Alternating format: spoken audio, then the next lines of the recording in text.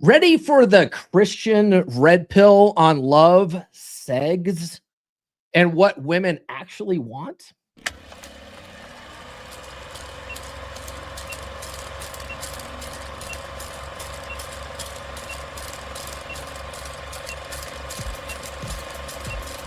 We're going live, baby. We'll do it live.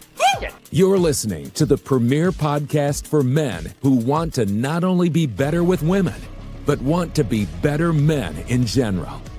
This is the Come On Man podcast. And here's your host, Paul Bauer. Paul Bauer. Paul Bauer. Paul Bauer. Paul Bauer. Paul Bauer. He is a certified master life coach and NLP practitioner. What's good, guys? It's Monday again. Hope you had a glorious holiday weekend. Today, we're going to be talking to the Christians again. But what we're actually going to be doing is giving out rare, good Christian advice when it comes to relationships. I have a guest backstage, but before we bring him out, if you are new to the channel, my name is Paul Bauer, and I help men level up and get better with women. And the funny thing about doing that is it tends to make us better men in all areas of our lives. That being said, let's be honest. Most Christian dating advice feels like a rule book. Don't do this. Don't do that. But if you've ever tried to follow those rules and still felt lost with women, you're not alone. Too many men in the church are struggling, not just with temptation, but with confusion, frustration, and missed connections. And the typical advice doesn't explain what actually makes a man attractive or how to lead in a relationship. It ignores the real hardwired truths about men, women, and desire. That's why today we're talking with Giff Lasta, author of The Way of Men with Maids, a book I describe as a Christian red pill guide that takes faith seriously, but isn't afraid to get real about attraction, masculinity, and what the real world and what works in the real world. Giff uses proven praxeological wisdom, field tested by men like you, to help guys step up, pursue with confidence, and win at love without losing their soul. But before I bring Giff up, guys, do be sure, man, they changed the layout here, and this is going to be bothersome. Guys, let's see here. I think this is it. Guys, yep, like, subscribe, hit those notifications. I do have new episodes every Monday, Wednesday, and Friday. If you guys are watching live right now, do sound off in the live chat. I want to hear from you. And for the love of God and all things holy, if you have a question, please send it as a super chat to help support the show. Probably more than anything else. All right. Well, we don't want that. This is what we want. Okay. Let me bring up my guest, Giff. Hey, Giff. Welcome to the show. Thanks for having me on, man. Yeah. Hey, guys, drop a 1 in the chat. Is Giff's camera, is it coming across pixelated for you, or is it coming across clear for you? Just drop a 1 in the chat, or just let us know. It's because for me, it's a little bit pixelated, but we can hear him fine. So that's all that really matters, I guess. Clear as can be. You're clear to me. I don't know what's going on, but someone thinks I'm blurry. That sucks. Oh well. Well, the audio is good though, at least. So we'll at least go with that. So Giff, welcome to the show. Introduce yourself. Give us your background. Let everyone know how you ended up writing this book. Yeah, man. So, so I was, I guess, raised in the church,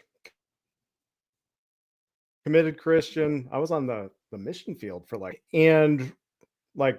don't know, but saw a lot of the stuff I was trying to build over there kind of come crashing down. So came back a little beat up.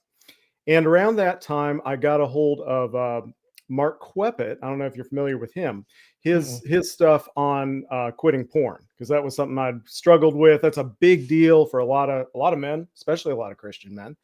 And used all the tools I could, and actually got some good tools, and it set me straight. Right. I got it opened. It was sort of the rite of passage for me into modern manhood.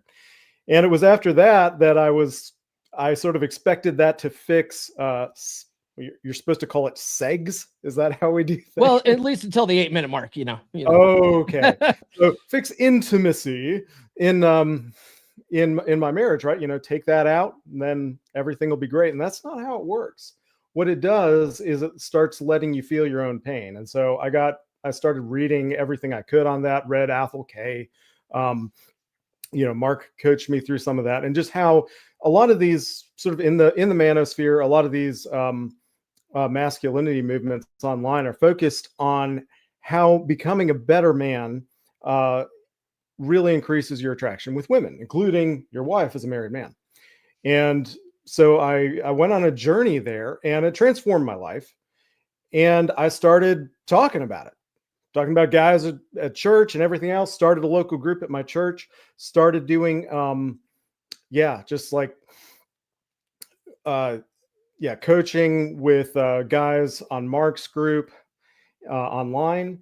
And got on the X platform, started talking about my thoughts, and got something sort of similar to what you're going on as far as like focusing on men and dead bedrooms, all that stuff. Got it. Yeah. Because you mentioned in your, it is so blurry. You mentioned in your book that you created some kind of presentation for the men's group that you were coaching, and someone came to you and said, "Man, this information would be so good for the youth group," right? And so that's sort of, you're like, "Oh, well, I can make a presentation for that." And he's like, "Well, how about a book? I'd like to just hand these kids a book, right? I don't want to tell them." I was doing video courses or whatever, and he's like, "Yeah, no, the youngsters, what I really want to hand them is an old-fashioned book." And I'm like, "Well, I didn't expect that." Yeah. Well, it's kind of a funny way of doing things too, because my mom tells me the story when I was a kid. I was like 6th grade, and we had to do sex ed in school. And my mom thought it was wonderful that the school was teaching sex ed because she didn't have to do it, and she didn't have to feel embarrassed to talk about this stuff with her kids. And she told me that when she was a little girl and or a teenager rather, and she had questions about this sort of thing, her mom was embarrassed to talk about it, so she just handed her a book, right? So it seems like it's just, when you don't want to actually talk to kids about this sort of thing, it's much easier to just hand them a book, right? Well, it's real, man. I mean, legit, my son, my youngest son, just turned 13 2 days ago, and I gave him, he's the last of them, I signed a note and gave him a copy of the book, and he's like pouring through it. He's like I handed the book and he like shakes my hand, like he's into this rite of passage thing, but it's real. Yeah, no, it's got really good information too.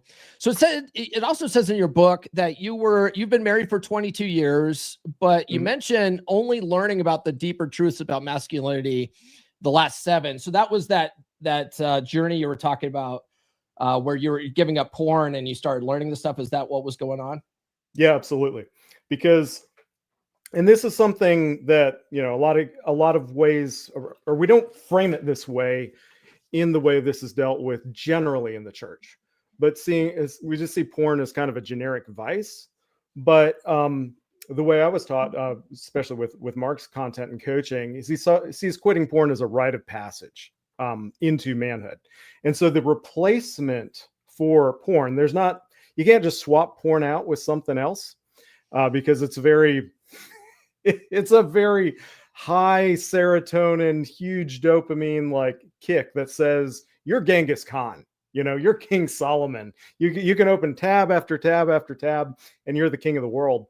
And what else gives you that high? I mean, the only thing that could come close is actually crushing it at life. And so basically you take porn out and you feel your own pain. You see the pain that you were kind of numbing out, and then you have to get to work. Yeah, that kind of leads into the next thing here, because you explain the difference between virility versus lust, because you talk about how the typical church doctrine type advice is to shame the hell out of you for your lustful desires, but it's that virility inside you. So you draw the distinction between sinful lust and virility as a superpower. Can you break that down? Yeah, yeah. And this is tricky because we're running into a linguistic thing. Often we do use lust in sentences just to refer to a man being sexually aroused or charged or, fired up sexually. And that's not what classically Christian thinkers have meant by the deadly sin of lust. Okay. So Mhm. there's and one way you could keep in mind that lust is kind of a subset of the larger sin of covetousness, if that makes sense. Like the idea of looking at something else that somebody else has, and you're just like eaten up by it. You're just like, oh, it just kills me. I gotta have it. I Yeah. gotta have it. I gotta have it, and I especially gotta have it, and he not have it, right? Like that's really, it's just eating me up. And you're not supposed to, in the 10 Commandments, right? You're not supposed to covet your neighbor's house or his horse or any of his stuff, right? Now that doesn't mean you don't admire his horse.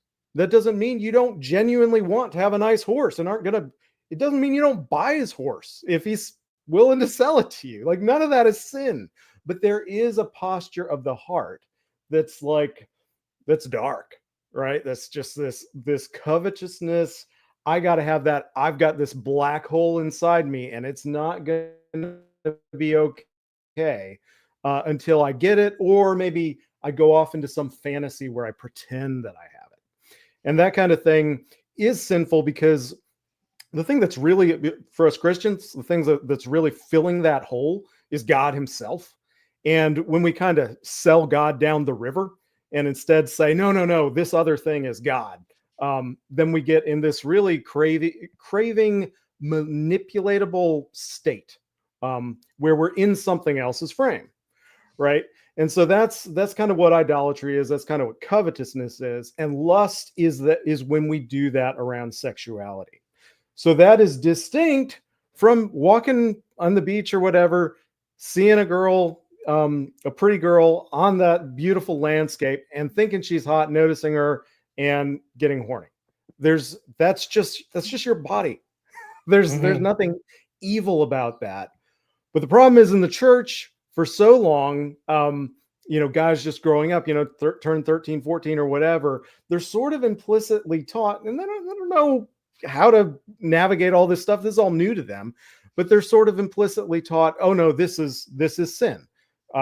This is weird. This sexual desire that you've never had before is weird and foreign, and we're going to give you a category for it. We're going to call it lust, and you really got to fight it. And that's not good for you. Yeah, it creates some confusion, I would say. There was I had an interviewed a guy a couple years ago, and he was a big Christian guy in the space. And one of the things that he was saying was that what his church was teaching him is, how Jesus basically says, like, if you have lustful thoughts about women, you're cheating on your wife, like in your heart or something Yep. to that effect. I'm paraphrasing, obviously. He was taught that until you are married, if you have lust in your heart for any woman, you're cheating on your future wife. Mm-hmm. Is that something that you've heard? And does that make sense to you? Yeah. No, the narrative makes sense. Like so Jesus is saying, this is on the Sermon on the Mount. It's like one of his most famous bits of rhetoric. And he's talking about all these people who are saying they're really scrupulous about the law, right? And he's saying, hey, you've heard it said, thou shalt not murder. But I say, even if you got hate in your heart towards your neighbor, you're already sunk. And then he says, you've heard it said, don't commit adultery. But if you look at a woman with lustful intent, you've already committed adultery with her in your heart. So that's what Jesus is talking about. There's this sin of intention that even if it didn't work out circumstantially for you to be able to pull off the heist or whatever, you're still in here. It's still bad.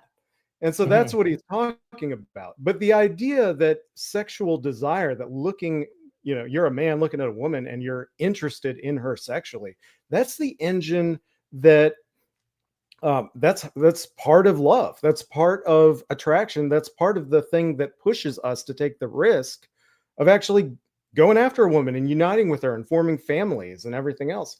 And to see that as kind of just see that as bad. And I don't think any of them would say, just explicitly that that is bad.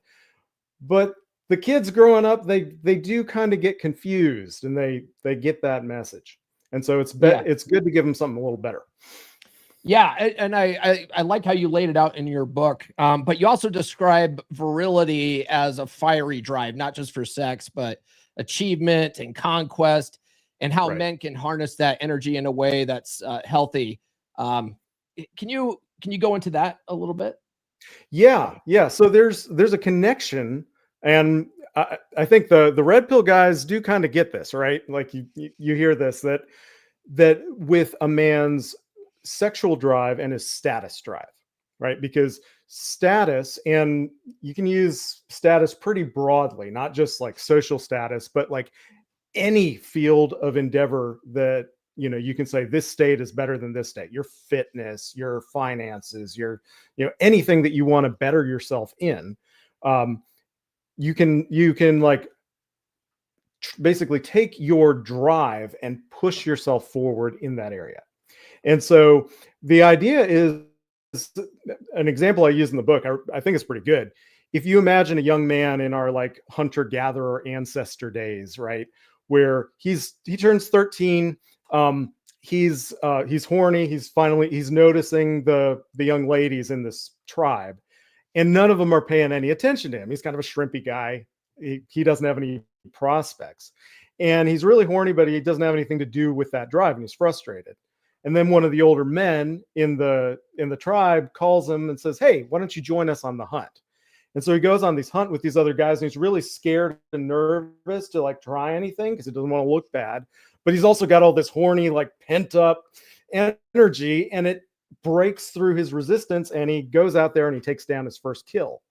And then he walks back. He's got his like kill slung over his shoulder, and he's walking back, and he's like strutting or whatever. And he's not horny at that point. He's not thinking about that. And it's then that the young ladies in the tribe are like, "Hey, who's that young man? I've never noticed him before." And so what happened was that his drive for sex, his virile drive, was transmuted, didn't require any like fancy techniques or meditation or anything. It was just totally natural. It was transmuted into his sort of conquest energy in the hunt. He just went out there, took down the kill, and that satiated for the moment, that drive increased his status and outflanked their lack of attraction for him. So it's this thing that we're trying to learn how to use as men. It's natural to use, and it's good to be aware of it. Yeah, no, that was actually a really good discussion in the book. And one of the things too, when you talk about the sexual transmutation of energy, or the transmutation of sexual energy, the first time I ever heard about that was reading Napoleon Hill's book. I don't know if you've read that. Mm-hmm. But, Think and Grow Rich. Yep, Think and Grow Rich. He talks about that. All right, before we go forward here, I don't know if you want to try rebooting your stuff while I vamp for a little bit and see if maybe you could come back a little bit more less pixelated. We could do that, and then I can riff and read some of the comments or something. But okay. I'm thinking like, man, when I make clips out of these, it's going to look like you were filming with a potato. So. All right. Well, let me do everything I can, and I'll be back in 5. How's that? Okay. Yeah, sounds good. All right. While he's doing that, guys, put him backstage. Guys, follow me on social media. The links are in the description. I'm on all the good platforms, especially X. And then, guys, follow GIF on X too. If you're finding this interesting at all, I dropped a link to GIF's X profile there in the description. And guys, while you're here, grab my book, my free ebook, She's Made You Weak, especially if you're having marriage problems and you don't understand why your wife doesn't want to bang you anymore. This explains why attraction erodes over time in long-term relationships. it explains the betatization process. It's a 5-step process where attraction erodes over time. And if you don't know what's happening, you don't know how to defend against the dark arts, right? So get that. You can go to, I don't know if I put the link in the description today for it, but you can go to ebook.fixdeadbedrooms.com for it, or go to commandmanpod.com and you can grab it there as well. And then normally I usually plug one of my books, but since we have a guest on today, I'll plug his book.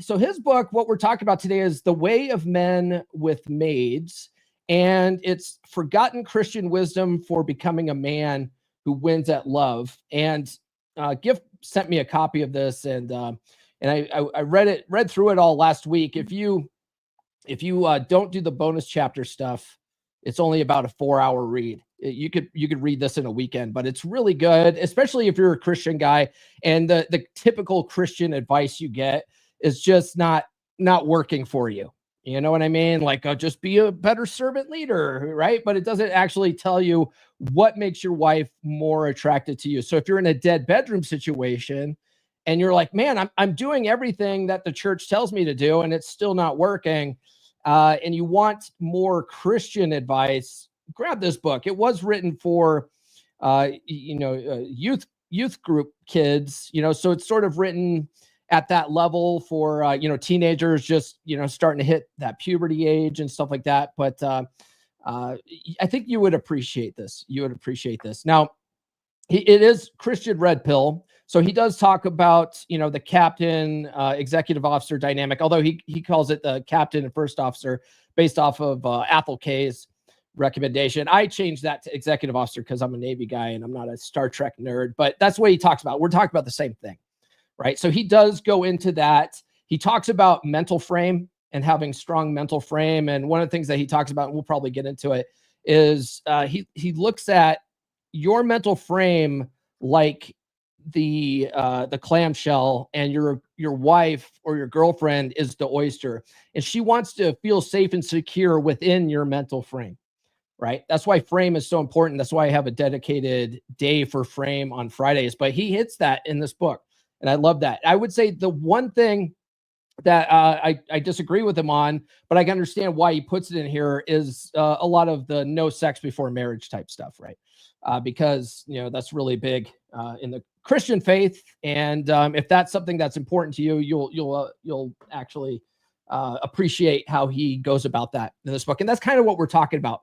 He's talking about until you get married, you have all these sort of lustful instincts, and he's talking about how that's really our virility, and you can use that in other areas, to push yourself forward and actually gain status in society without going around banging lots of women.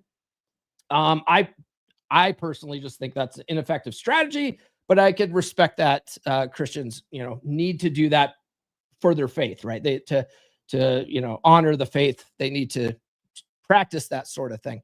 While we're waiting for Giff to come back, let's check these super chats here. Nurse Chick says, "Good morning, gentlemen. Hope everyone had a fantastic 4th and U.S. flag there." Let's see here. She automatically gets this one. So naughty. Yeah. I'm gonna come. I will. Yeah. And then Brother Larry, evening for me. It's 22:51. That's right. You're out in Japan. Erkin's in the house. Good day, folks. Yes, he's got a potato camera today. I don't know what's going on. I just saw, his internet's slow. It might be the internet, it might be StreamYard. Who knows? Who knows what's going on? He was just doing a stream yesterday on X, and it came across crystal clear. So I don't know what's going on, but hopefully, him rebooting all of his stuff, he comes back, everything's perfect. Giff's book seems like it could be quite helpful. I think it can be, especially if you're a Christian guy and you're a devout Christian, you go to church every Sunday and you want to be, you're dedicated to the faith or that sort of thing. I think it's the best book I've read out there for sure. Hey, it's a little bit better. Oh yeah, this is way better, bro. Okay, we'll take way better. Did you reboot your whole house? Like, what did you do? I did all sorts of things. Honestly, I think I left my hotspot on in my phone. I think that's what it was. And prioritize that over the fiber. Oh, got it. Okay. Yeah. Well, it's good now. All right. So I just got done plugging the shit out of your book. So guys, go get the book. This is the top link in the comments, or top link in the description for you there. And then I also pinned it in the chat. So grab that if you haven't grabbed it yet. When's you submitted the audiobook to ACX yet? Yes, I submitted that, late June. So that'll probably be out in, I don't know, a couple weeks. In a month. Yeah. It takes, was it 14 business days or something? They said 10, but it's a long process, man. But you know what though? If you uploaded it and it didn't give you any guff, you're probably going to be okay. It's probably going to get approved because usually they'll scan it. And if there's any kind of audio problems, they'll kick it back and, say, you can't upload this. You got to fix this. But all right, cool. So we hit on this a little bit, but you reframe status a little bit, right? You talk about status not just as social clout, but as status of your pursuits and ambition. What is that? Why is that distinction important? And how do women pick up on a man's pursuit of his goals? Yeah, well, so it's important to broaden the idea of status when we're talking about things that your virile drive can be directed towards. Because if all you care about is social clout, then as a man of faith or whatever, I mean, the Bible's very clear that people who are just chasing everybody's opinion of them, that's not encouraged, right? Mm-hmm. And nor does that actually truly build you up, right? Because chasing validation actually never, in the end bites you in the end. But if you think of the things that are worthy to pursue in life, I think obviously fitness is one, but the status of your family, the status that your home is taken care of well, that you're doing a good job at work, that your kids are thriving, that your relationships are getting better and better. Just basically everything you touch, anything where you can say this state is better than this state, that keys into your status drive and your sense of oh, how am I doing on this?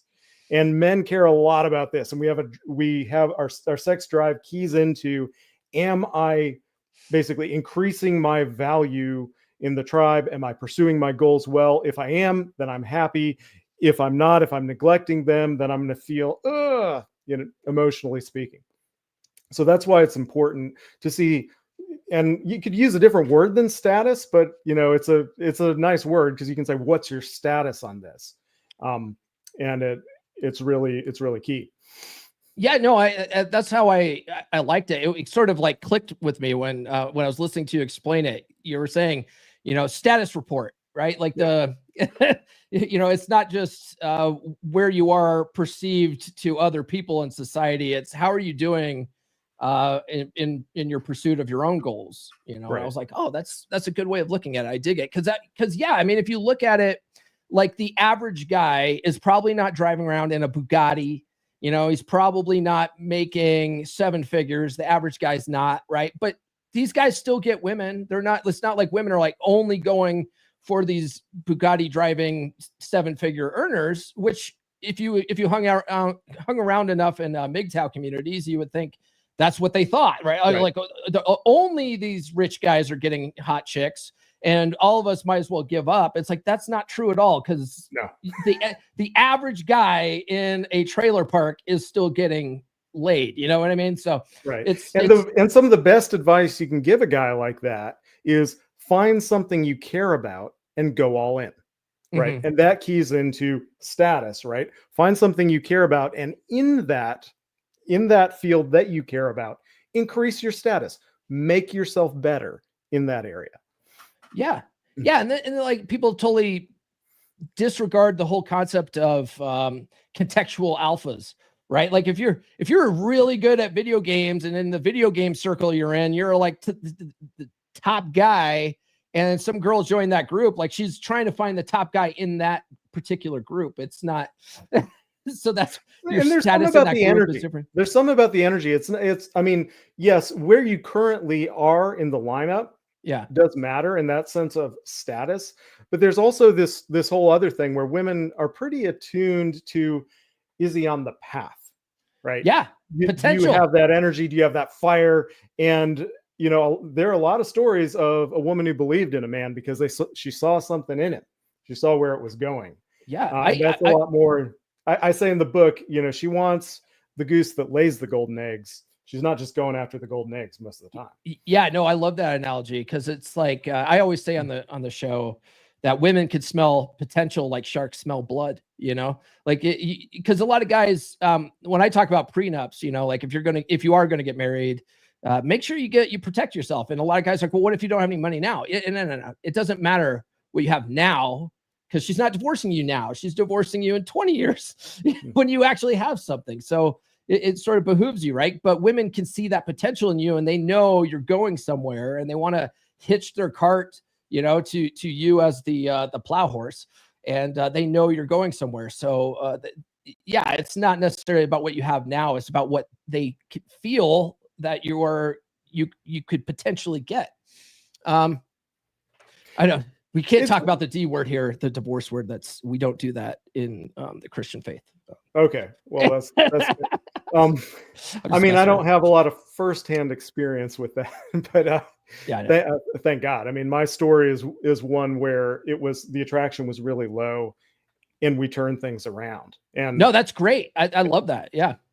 No, because I'm very big on because I am in the red pill space, right? But I help guys in dead bedrooms, and a lot of the advice is just dump her, bro. Just leave her, bro. Just leave her, bro. It's not so simple when you've been together for 30 years and you guys have shared assets, you guys have a mortgage, you guys have 3 kids together. It's not as simple as dump her, bro. Now it's very complicated. It's weak too, man. It's weak because like if you're building something. And you build a foundation and you're up, working on the roof. And then you come along and someone's like, hey, that foundation down there, it's not perfect. Why don't you just plow it up? It's like, well, this takes years to build. And that may not be your best choice. Right. Yeah. You do actually have to pour concrete. You have to make goals and you choose between the options you have. Yeah. So I always say, look, if you've already pulled that trigger, you were married, there's no reason not to try to save this thing that you've tried to build. There's no reason not to try to save it. You know what I mean? But then I also believe like once you're separated, once the papers get filed, you're better off moving forward than it is trying to get your ex back, So that's right. That's sort of my philosophy there. Let's talk about frame.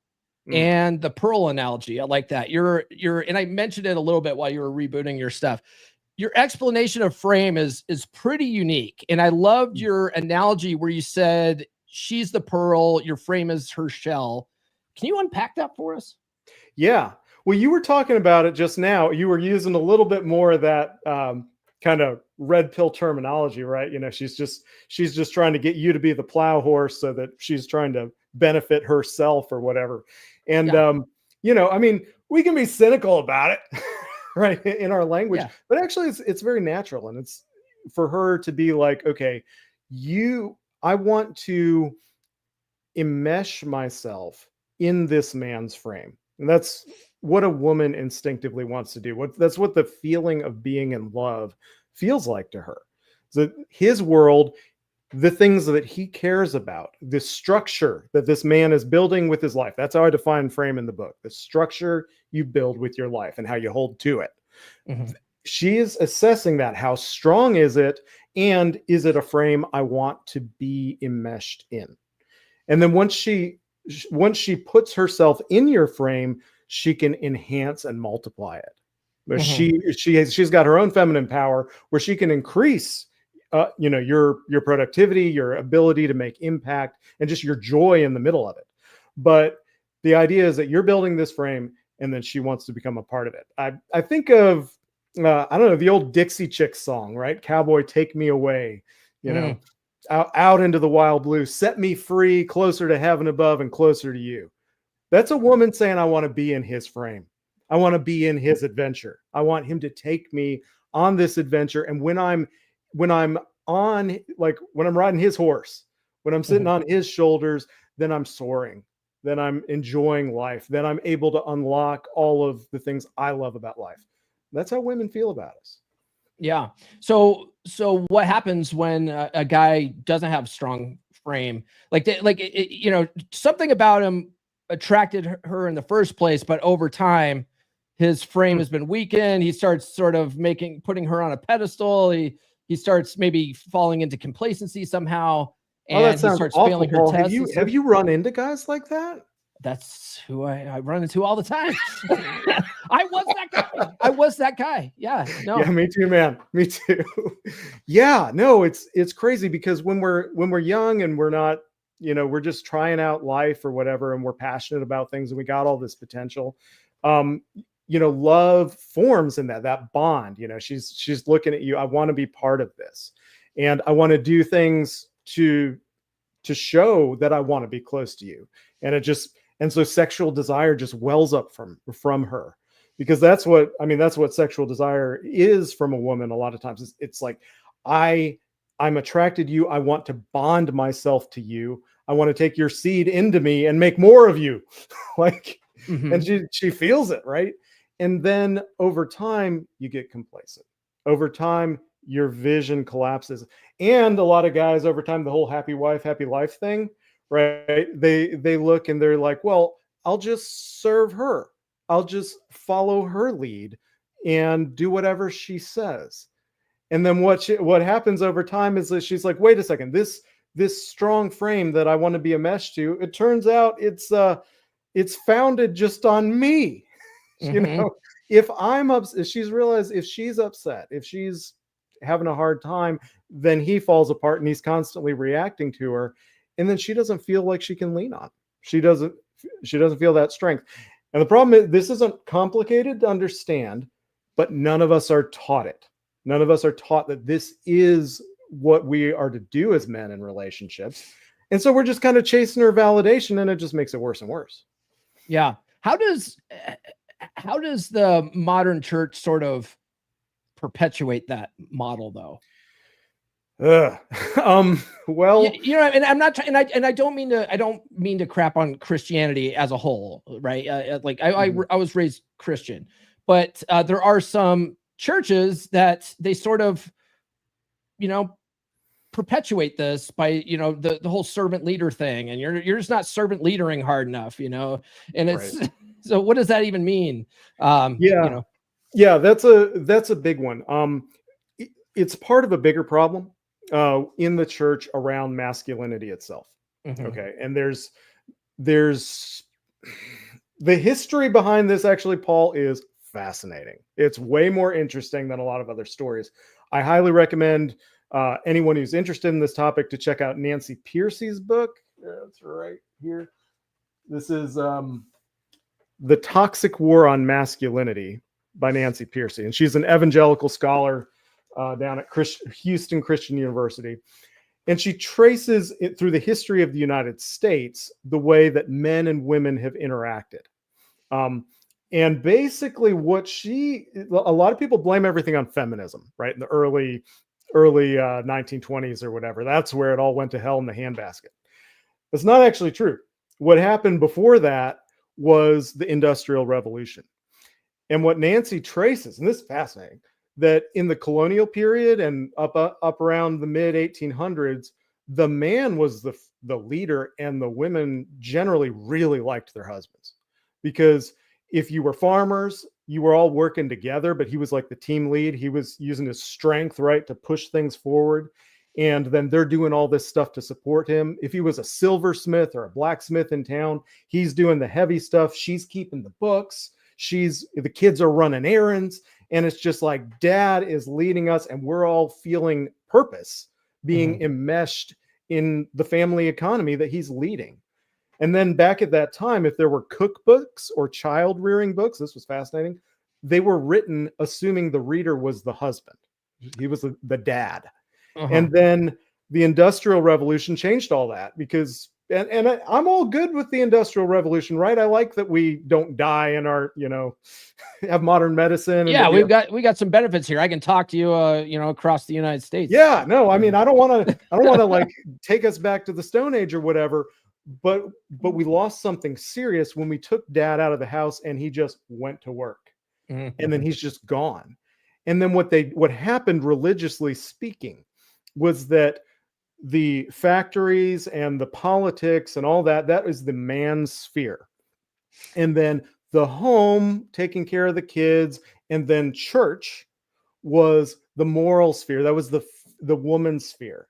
And it sort of hugely separated men and women into whole two different spheres of life in a way that wasn't quite true before. Men were leading. It was patriarchal in that sense, but they were leading enmeshed.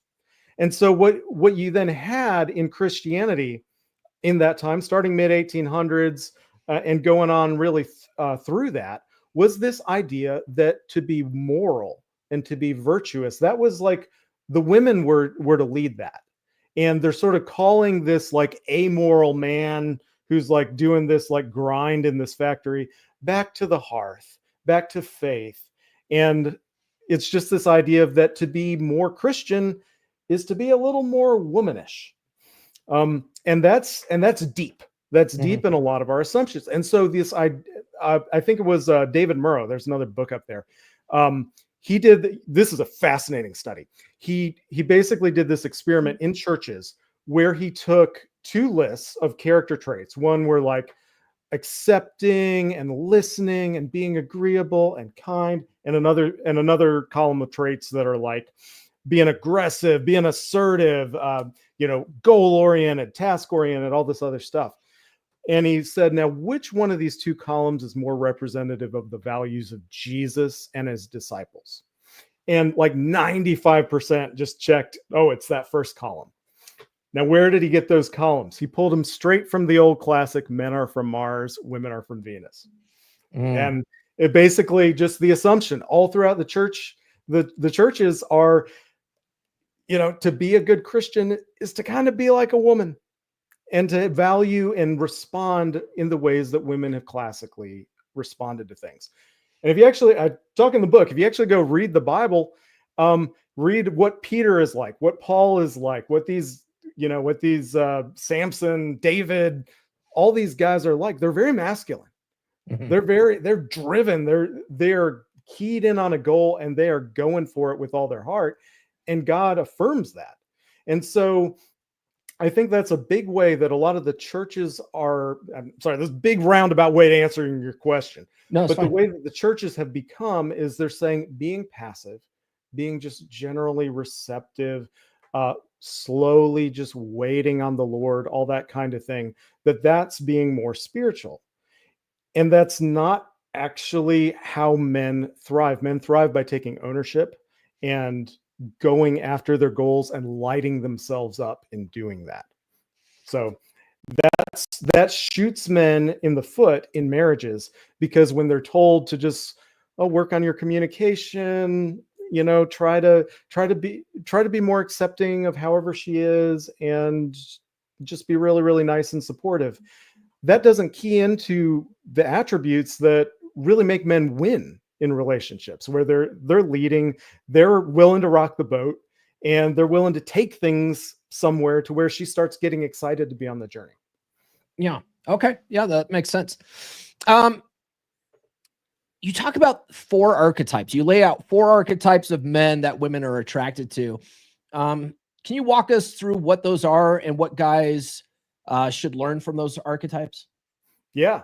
So I talk about, and where I got these is originally, I think, from Mystery, right? That's a fascinating thing to me as a Christian, to just see some of these red pill guys talk about things that attract women. And lo and behold, I wouldn't describe Mystery as red pill. He was a pickup artist, but if you ever listen to him now, he's still pretty blue pilled. Well, I mean, we can talk about the history. There is a relationship, right? Oh, there is. Yeah, red pill came out of the pickup. Right. It came out of this movement. So exactly where one gets in the other, I don't know. But yeah. Anyway, I will say about that these were traits that he discovered women were attracted to in men, and he had 5 of them. There were, I think, protector of loved ones, successful risk taker, willing to emote, leader of men, and I think pre-selected by women. And I looked at those and I said, well, actually, the 4 pre-selection, okay, that's social proof or whatever. But those other 4 things are actually masculine virtues. They're not just things that women, who knows why they are or what they are, but they happen to be attracted to it. They're attracted to it because that's what it means for a man to like develop himself well in the world. And so I took those 4, I changed willing to emote to wielder of passion. And I looked at those, and then I went and I looked at scripture through that lens. Like, are these 4 traits present in the great saints? And they absolutely are. And one of the exercises I did in the book, I looked at the old hymn, "Oh, Worship the King." One of the exercises, go through this hymn and check where the Lord is shown to be a wielder of passion and a leader of men and a protector of loved ones and a successful risk taker. And it's just like, check, check, check. Oh man, he's got those things. And we are drawn to worship him, to glorify him. And so basically these traits are great guides to what women are attracted to. They're great guides to what draws us to admire God. And they're great guides to what we want to develop in ourselves as men. And so one of the things I encourage guys to do is look at these and find the one that you're lagging the most behind in. And here's some practical ways to push yourself in this area. And it really gives them somewhere to go, because they're just like, look at, what do I do? How do I make things better? Got it. All right. My next question, this one's for the audience. Guys, who wants to run with the Wolves? Bear Club? Not anymore.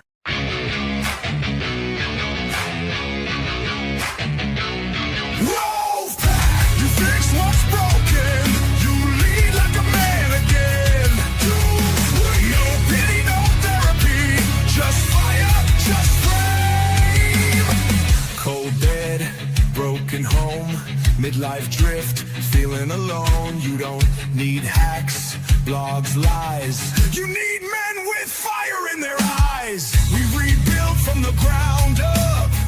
No excuses, no soft stuff. Telegram lit 24/7. Brothers locked in steel, not heaven. Step inside the pack. We don't fall, we attack. Truth, fire, presence, we bring it back. Masculine pride, no time to slack.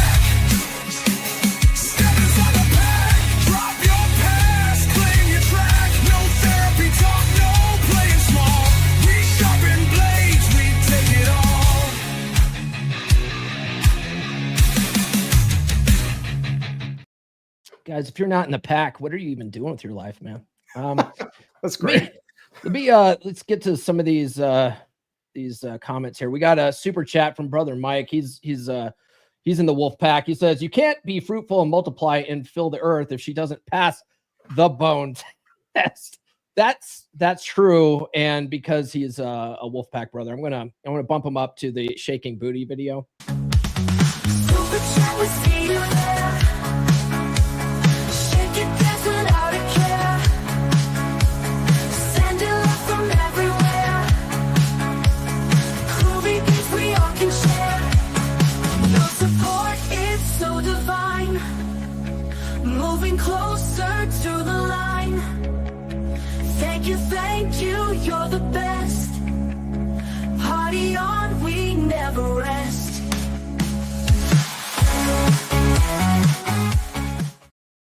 Now I just want to. Well, there you go, there, Paul. I just want to bow our heads in prayer and thank the Lord for giving us such a glorious ass. All right, amen, guys. We definitely have a meeting of cultures here, Paul. And then go on, sir. I'll be a good guest. Yes. Will Ringer's in the house. He says, "Morning, y'all. What's up, man?" Jose says, "Never be." Is it complacent, not pedestal, I think is what he's trying to say. And then yeah, I think we're good. All right, cool. So let's talk about the show her off dance course. You mentioned doing the show her off dancing course with your wife during COVID, and how did that experience shape your view on leading in marriage and having fun together? Oh man, yeah, those were wild. I think one of the things I was particularly like impressed by is that was my first, I feel like that was my first big shit test, like where it was just so obvious in retrospect and I knew what to do and I passed it with flying colors. Because I said to my wife, hey, I was looking at these things and they looked enticing, they looked nice. And I said, hey, we could do these show her off dancing videos. I think I'd like to do this thing with you. And she just looked at me. She's like, I don't know. I don't think I have the patience to put up with a bad dancer. Yes. Yeah. And it's like everything in me, like the old giff would have been like, oh, I was trying to be nice. Like I'm trying to like do a nice suggestion. And what a mean thing to say. Why are you shooting me down? Like, yeah. Like, what are you shooting me down? Like, that's not helpful. Right. Yeah. And instead what I did, because I knew what to do, is I just looked her in the eye and I said, ooh, now I definitely know what we're doing tonight. Yeah. Like, and we did it and we had a fantastic time. They were awesome. And a lot of it too, I noticed, I don't know the etymology in the red pill sphere, but in ballroom dancing, they use the term frame. And like you need to hold strong frame. You need to hold frame for her. And the only guy in the red pill space that I know that does ballroom dancing is Aaron Clary. I don't know. Well, I don't know if any of the other guys do that. Went in past and whether there's like an origin of this term or whether they grew up independent. But it's this idea that, hey, you're not there to like strut your stuff and be all like gay or whatever about this or flamboyant. You're here to just be strong and plan the moves and let her twirl around and show off and so that she looks great and you enjoy the way she's responding to your strength. Mm-hmm. And it's just like you suddenly dip her when she's not expecting and like her eyes roll back and she just gets this involuntary smile and laugh. Yeah. And it's great. It's like it's a very physical course in male-female dynamics. And this is really cool. Miles says, not sure if that's the origin. Maybe I actually don't think so. I think from the red pill perspective, frame comes from the pickup community. And I think they got frame from neuro-linguistic programming because it's a concept in NLP. But where did NLP get it? If it's been ballroom dancing, I mean, you might be right. You might be right. Ballroom dancing's been around for a while. Yeah, it's true. That's true. What was funny to me listening to that when you're talking about show her off and during COVID specifically is I was for a hot minute, I was dating this gal I call a Marine Corps chick during the COVID lockdowns, and she bought that course. So I actually did the course with her. We would do the show her off thing. It was actually a pretty good course. I think I still have the link to it somewhere because she forwarded it to me so that I could bring it up because they send you private YouTube links, or at least they did. Maybe they got smart about that and everyone's sharing it, but we were watching it on the TV and doing it in the living room. But it was a fun thing to do. I would definitely recommend it as a sort of a fun thing to do with your girl. Absolutely. Well, it's a school in male-female dynamics. It actually develops some of those virtues that like the successful risk taker, leader of men, like all really a lot of them. And, like a lot of guys are like, oh, how could I ever get a girl to notice me? How could I ever, go to a ballroom dancing class and like push yourself. And like girls are dying for guys to get involved in that kind of thing. Yeah. I think the only good piece of game advice that my mom ever gave me was learn how to dance because women love to dance and your dad doesn't like to dance. And I would love to go dancing, right? Like that's what my mom would say all the time. So I actually like dancing. I'm not great at it. I'm not classically trained, but at least I have fun with it going out there. And that's all women actually care about. Nurse chick, my girl nurse chick, she's not a big dancer, but we went to a gala last year and I brought her out on the dance floor and made her dance, and we had fun. It was a good time. Man, we're almost at an hour here. I have a whole bunch of questions. Let me see what we can get here. Primal judo. You mentioned something called that's a big topic. Primal judo in the book. Oh man, I love when you're talking about primal, as if he is primal is his own entity, and Yeah. you've got to talk primal down, and And you feel so schizo when you do that, Yeah, but it's I was- so good. yeah, no, I love this. So what is primal judo, and how does it apply to dating and relationships? Yeah. Well, so primal, the idea that you have your kind of primal mind and your intellectual mind, these like two parts of you. And I use primal mind, especially in talking to guys, rather than our emotional mind or something, because it's not just feelings, it's like raw instinct and like hunger and I don't know, rage, all that stuff that we key into. You think of like a primal guy. Yeah. And what you can think of that part of you that wants all of that and that's fired up by all that, it is almost like an animal sub part of you. And so basically what you realize is that this isn't something you want to just suppress and push down, because a lot of guys will do that, right? There's like this part of me that's just fired up and going after things causes trouble if I just hand him the reins. So I want to like stuff him down. But the idea is that if you think like training a good horse or something, to be able to build that relationship between your sort of intellectual part of you and this like raw primal part, you can get a good relationship between the two, then you can go places and you can unlock a lot of power. And so the idea behind primal judo is whenever primal's just like really frustrated about something, and basically you're in a foul mood and you're down, can be depressed, whatever, is you hear that part of you out and let it spew. And if you do that, it'll sound something like, oh man, this guy, made me look bad in front of this girl that I like, and I didn't accomplish my goals, and I feel like a piece of shit, and I suck. And what you do with that is you don't shut it up. You don't say that's not true. You say is, what are the desires in there? What are the drives in there? And you say, oh, you want to look good, and you want to present yourself well in class. You want to chase after your goals better. You want all these things, and it hurts you that you don't have them.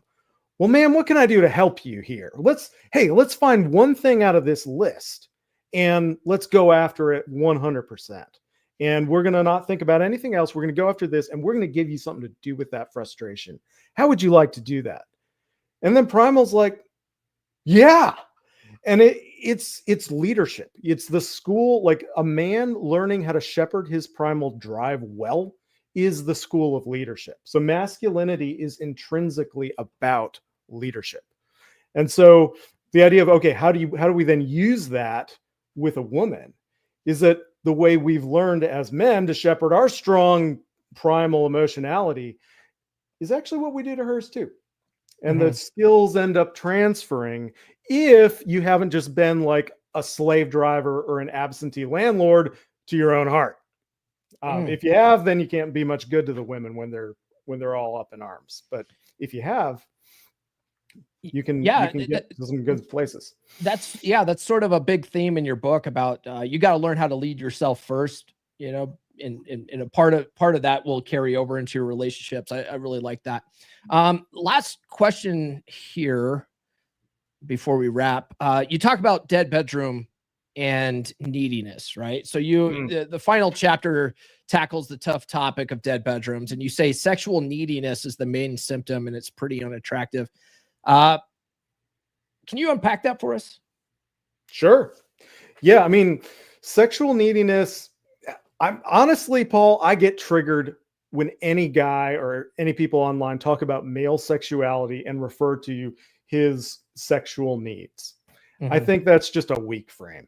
That's not, that's just, she's not meeting my sexual needs. You need to be more willing and more generous to fulfill my sexual needs. Like women who are just like horny as all get out for their men and are all over them, they're not thinking in those terms. They're not. They are just moved by his frame and inspired by it and want to be in it and are just like doing anything they can to just unite themselves to it and build that bond. And so what I say to men in this is we want to take sexual neediness out and replace it with sexual power. The idea that we're just unapologetic about our desires. We're channeling our drives forward. We can, if there isn't a sexual opportunity right now, we can easily pivot, channel that drive into anything that increases our status in some area that we care about, and it feels good. And if we're doing that, if we're doing that in life, in your home, I find if I'm doing that, like, here's an example. I don't know if you've noticed this, Paul. Like, you go and you're like fixing something around the house, and you're not doing it because she nagged you about it. You're doing it because it's like, what the heck? I want it like this. I don't want it like that. I want it like this. So I'm getting the drill out and I'm like really intense on it. And then she's looking at your hand and she's noticing that little divot right there. And she's just like, ooh, I wonder what those hands might do with me.